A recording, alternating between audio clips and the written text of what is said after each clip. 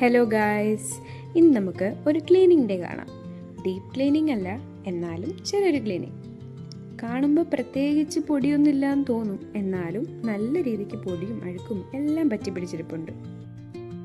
എന്തായാലും ക്ലീൻ ചെയ്യാൻ പോവല്ലേ, പിന്നെ എന്തിനാ രാവിലെ എണീച്ച് കഷ്ടപ്പെട്ട് ഷീറ്റ് വിരിക്കുന്നതെന്ന് ആലോചിച്ച് ബെഡ്ഷീറ്റ് വിരിച്ചില്ല.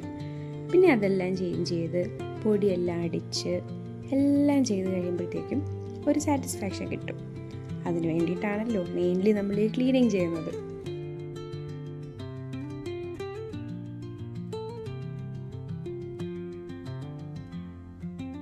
അങ്ങനെ ചേഞ്ച് ചെയ്ത പില്ലോ കവറും ബെഡ്ഷീറ്റും എല്ലാം കൊണ്ടുവന്ന് വാഷിംഗ് മെഷീനിൽ ഒരു പണി കൊടുത്തു. എന്തായാലും നമ്മൾ മാത്രം പണിയെടുത്താൽ പോരല്ലോ, വാഷിംഗ് മെഷീനും പണിയെടുക്കട്ടെ. അങ്ങനെ അതിൻ്റെ കാര്യം സെറ്റാക്കി.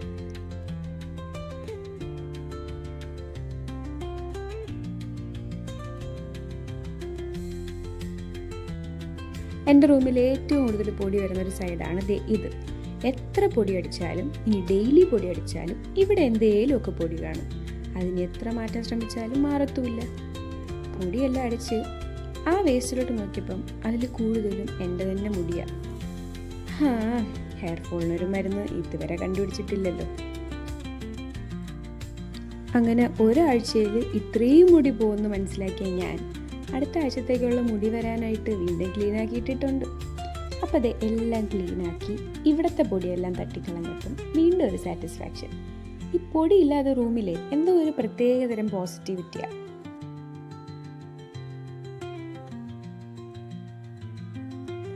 തൂത്തെല്ലാം വൃത്തിയാക്കി കഴിയുമ്പം ഓഫ്കോഴ്സ് അടുത്ത ജോലി തുടയ്ക്കണം.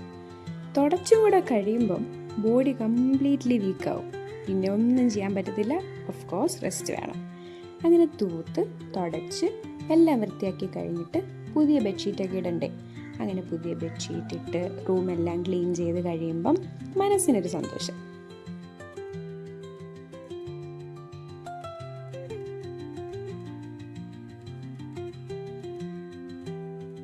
ആൻഡ് ഇതെല്ലാം കഴിഞ്ഞിട്ട് ഉള്ളൊരു കംപ്ലീറ്റ് വ്യൂ ആണിത്. നേരത്തെ പോലെ തന്നെയാണ് ഇപ്പോഴും, എന്നാലും ആ പൊടിയൊക്കെ മാറി കിട്ടിയതിൻ്റെ ഫീല് വേറൊരൊന്ന്. പിന്നൊരു കാര്യം, ഈ സ്മെല്ലെന്ന് പറയുന്നത് ഒരു ഇമ്പോർട്ടൻറ്റ് ഫാക്ടറാണ്. എല്ലായിടവും ക്ലീൻ ആക്കി കഴിഞ്ഞ് ഇതെൻ്റെ ഫേവറേറ്റ് ഫ്രഷ്നറാണ്. ഇതും കൂടി സ്പ്രേ ചെയ്ത് കഴിയുമ്പം റൂമിനൊരു പോസിറ്റീവ് നല്ല ഗുഡ് സ്മെല്ല് കിട്ടും. അങ്ങനെ റൂമും ഹാളും എല്ലാം വൃത്തിയാക്കി താഴോട്ട് വന്നപ്പോൾ അടുത്ത പണി കിച്ചൻ്റെ ഇതേ കണക്ക് കിടപ്പുണ്ട്.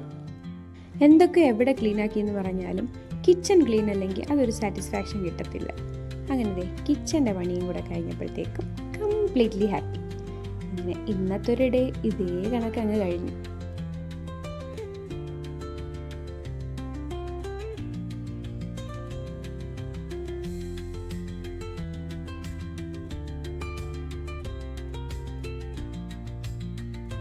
അപ്പോൾ ഓക്കെ, താങ്ക്സ് ഫോർ വാച്ചിങ്.